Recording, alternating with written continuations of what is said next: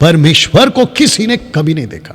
एक लौता पुत्र जो पिता की गोद में, उसी ने उसे प्रकट किया। No man hath seen God at any time, the only begotten son which is in the bosom of father, he had declared him. एक ट्रांसलेशन ये भी कहता है रिवील्ड हिम, एक ट्रांसलेशन ये भी कहता है मेड हिम नोन, दूसरों से पहचान कराए। तो इसको आपको समझना होगा। लिखा है कि परमेश्वर को कभी किसी ने नहीं देखा, ये बात सच है। मैं इसकी शुरुआत में आपको बता चुका था कि परमेश्वर को कभी किसी ने नहीं देखा, लेकिन यह गलत भी है। एक तरफा सच है, एक तरफ का सच भी नहीं है। कैसे? क्योंकि परमेश्वर को कभी किसी ने नहीं देखा, यह सच है, लेकिन जिसको नहीं देखा उस परमेश्वर को अगर किसी ने प्रकट किया है तो वो सिर्फ और सिर्फ यीशु है। इसका मतलब क्या है? इसका मतलब यह है कि परमेश्वर को अगर किसी को देखना है तो वो यीशु के द्वारा ही देख पाएगा, और जब तक यीशु प्रकट नहीं करेगा तब तक कोई भी परमेश्वर को देख नहीं सकता। और यही वजह है कि जब फिलिप ने पूछा मुझे पिता दिखा दे, यूहन्ना की किताब 14 अध्याय में, मुझे पिता दिखा दे, तो यीशु ने क्या कहा? वचन 8 में, अगर मैं गलत नहीं हूं, कहता है कि जिसने मुझे देखा है उसने पिता को देखा है।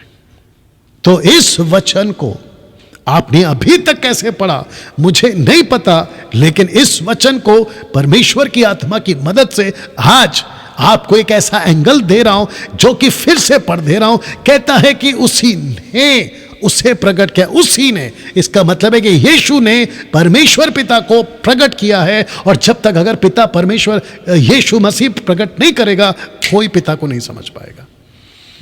तो जिसके चलते Jesus declared him, revealed him, made him known to the nations. Jesus declared him, revealed him, made him known to the nations. इसका मतलब क्या है? इज़राइल के राष्ट्रों को अगर किसी ने बताया ये तुम्हारा परमेश्वर है, अब्राहम का परमेश्वर, इसहाक का परमेश्वर, याकूब का परमेश्वर, या उसके आगे के भी जनरेशन को अगर यीशु ने नहीं बताया होता, किसी को नहीं पता चलता कि परमेश्वर है कौन, तब जाकर ये वचन कहता कि उसी ने उसे प्रकट किया है। नाउ यहां तक ठीक है दोस्तों।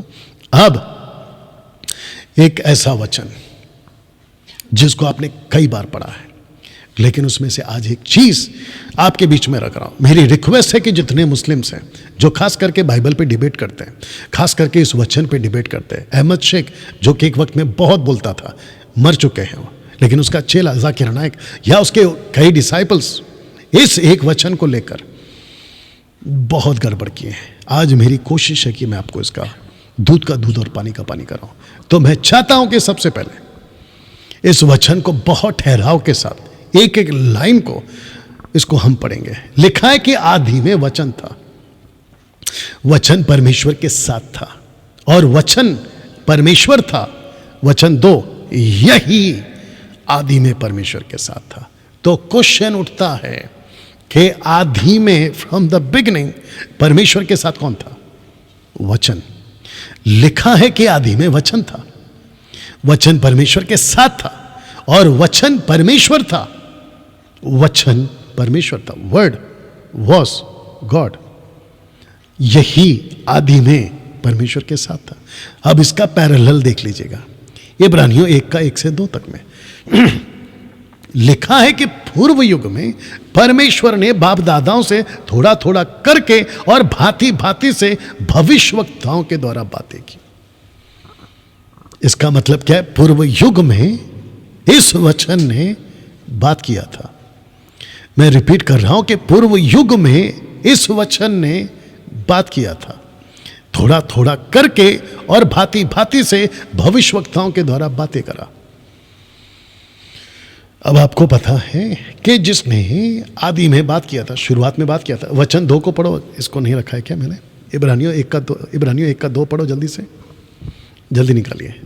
वचन 1 और इब्रानियों वचन 1 और 2, चैप्टर 1 and 2 पढ़िए। वचन 2, इन दिनों के अंत में हमसे पुत्र के द्वारा बातें की। एक सेकंड रिपीट करो उसको। इन दिनों के अंत में हमसे पुत्र के द्वारा बातें की। बस कंप्लीट करो उसको। इन दिनों के रोको अंत, उसको, नीचे आओ। हाँ, इन दिनों के अंत में हमसे पुत्र के द्वारा बातें की। हाँ, ये खत्म करना है ऐसा। You see? तो इसका मतलब है कि वचन एक कहता है, यूहन्ना 1:1, आदि में वचन था, वचन परमेश्वर के साथ था, वचन परमेश्वर था। लेकिन 2 क्या कहता है? यही आदि में परमेश्वर के साथ था। इसका मतलब है कि वचन आदि में परमेश्वर के साथ था।